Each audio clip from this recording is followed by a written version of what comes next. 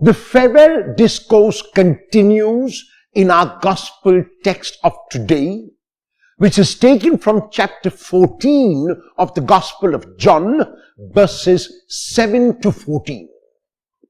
Jesus begins by telling us and telling his disciples that because he is the revelation of the Father, to have known him would be to know the Father.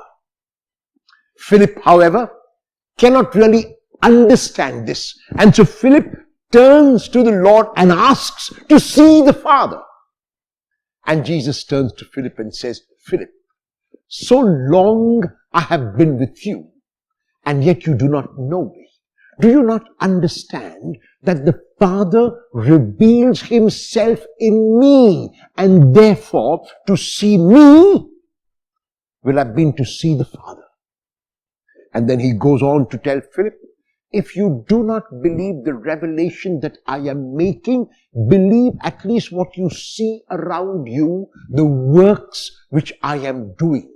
Jesus very rarely appeals to his work, but now in this context, in order to convince Philip that he is the revelation of the Father, appeals to his works. But then he goes on to tell his disciples that because they are his disciples and because they follow his way, they will do much greater works than the works which Jesus himself has done, because he will give them the gift of himself through the Spirit.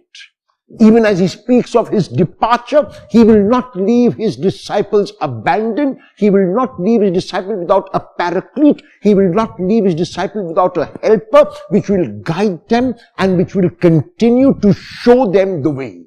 And so this paraclete, and so this helper, and so the Spirit will be going ahead of the disciples constantly in order to reveal the way of Jesus, in order to enable them to do much greater works than Jesus has done. The Father revealed himself in Jesus. Jesus revealed himself in his disciples. The disciples revealed Jesus to the world.